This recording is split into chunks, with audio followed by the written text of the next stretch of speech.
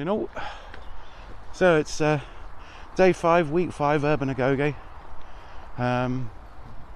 The army training manual said walk jog for 15 minutes.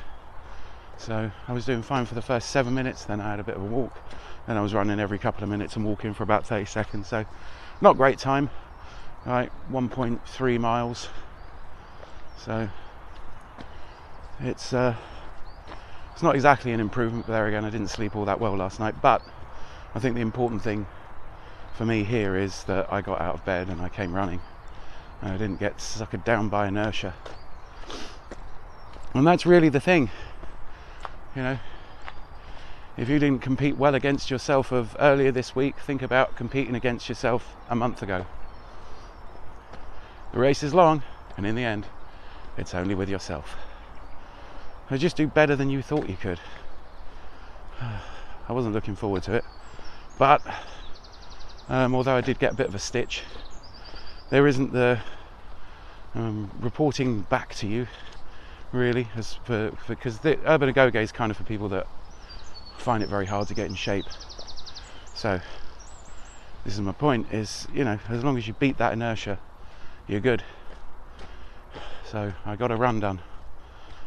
Maybe next time, maybe on Monday I'll do a lot better, but I'm okay with that. So nothing much to report. Not going to weigh myself till Sunday, so the Sunday roundup I'll have an idea of how much of if any weight I've lost. Yeah, so now we've got the habit forming technology in our head, and now we've got the battle plan things sorted out, and we know a bit about brain chemistry, and we can prove to ourselves that, you know, working out is a good thing, because, you know, I'm feeling the endorphins, I'm feeling good. That's the thing. It might be a lot along the lines of it's lovely when it stops, but, you know, a lot of modern prescription and illegal drugs give you this rush, you know, this I have gone and exercised. And it's probably because your subconscious thinks you're about to chow down on an antelope, but it doesn't matter. If it's too stupid to realise we live in an urban environment, then we don't have to tell it anything. So yeah, so I've been looking into other technologies and other practices that we can maybe do. I definitely want to move into more meditation and more yoga, because that sounds like it's a good idea. So maybe at some point too soon I'll attempt to do one of those 10-minute yoga warm-up things that you see on YouTube. Now, so 2 technologies that are incoming that are a little bit more woo-woo, a little bit less proven.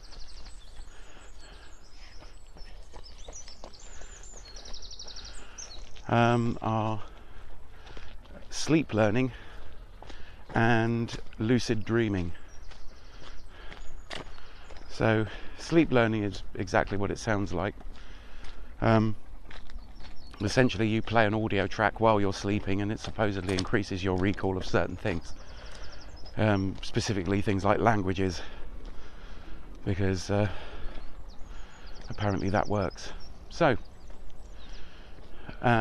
sleep learning I'm going to try. I bought a little pillow speaker to make it easier, and I've got a little tiny MP3 player that I can tuck into my pillow, and we'll see what happens with that. I'll get back to you. The other thing is lucid dreaming, which is a bit more, it's out there with crystal healing and Reiki, I'm afraid, but more and more science is being done to investigate it, see whether it can be, it's a skill that you can learn, or some people just can do it. So I tried having a lucid dream last night. I didn't manage it, mostly because I think I woke up outside a REM sleep cycle, and it's only in the REM sleep you can do the lucid dreaming. If you wake up and you remember your dream, or you have a nightmare, you were having it in REM sleep, which is where your brain does all its processing.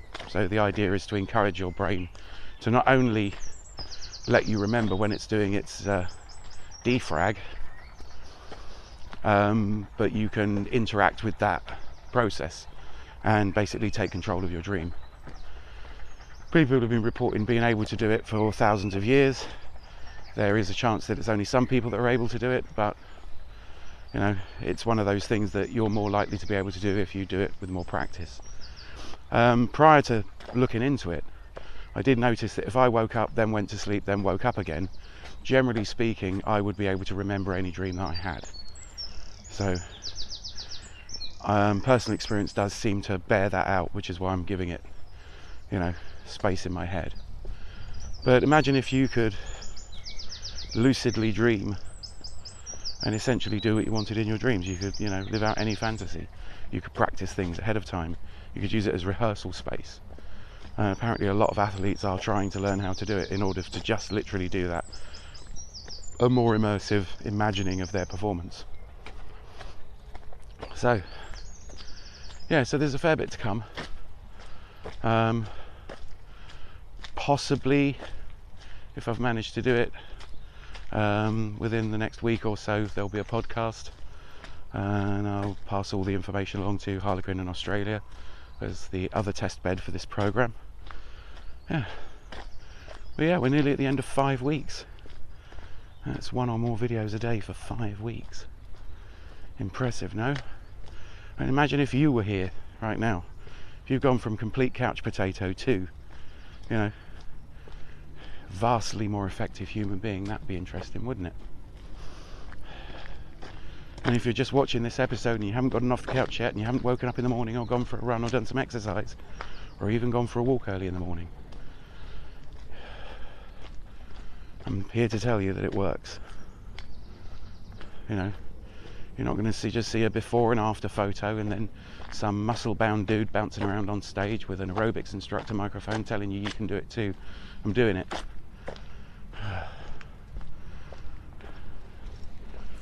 And I would rather be here right now than 5 weeks ago me.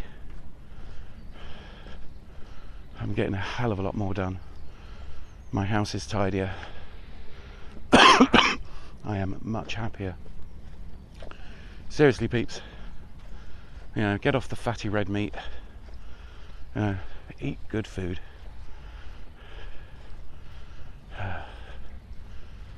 Get exercise. Organise your life. Build habits to make that possible.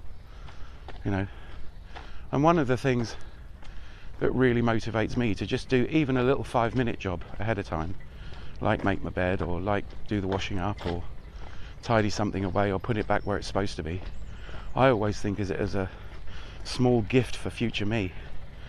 And definitely future me always appreciates it.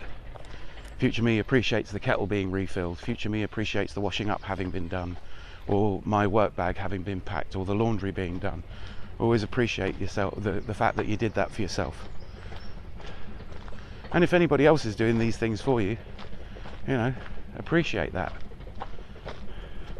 It's a lot more work if you're doing it on your own. So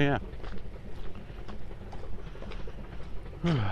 So I hope it's all going well for you out in internet land. You know, you definitely got to break the first rule of Fight Club. Tell everybody. You know, this is a leg up. This is, you know, one of us unfit people thinking, you see all these well-motivated people constantly beaming at you from their tanned faces out from, you know, an advert on the internet telling you how you too could have a passive income. Well, screw that. You know, they're using techniques to motivate themselves, but they're also using techniques that basically have to, by dint of existence, oppress other people. What happens if we can do all that and we don't oppress anybody?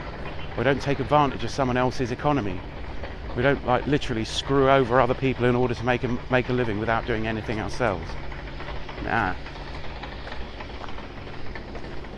Think about it. Yeah. Every single day can be a new start. Everybody's done bad shit. Everybody's done stuff that they feel guilty about. The only time to worry is when you do something mean to someone and you don't feel guilty.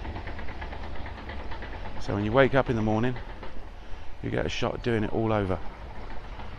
So let's do that. And you don't have to stand up to a government or a corporation or anything. You just have to be competent. You live in a democracy. Vote with your conscience. Be better. Help other people be fitter. Essentially, you know, you're helping people live much longer if you're helping them out. But they're not just, you know, living longer. You know, you could probably, you know, in 50 years you'll be able to give them a drug to make them live longer. What we're talking about is living longer and having purpose. You give someone purpose, they're going to do a lot better. So yeah, that's about where I'm going to leave it today. Sorry it's a short video, but there's another one. There's gym later on. So I've got to go and do something social, and I'll come back and do the gym video. But yeah, as always, thanks for watching, and do take care.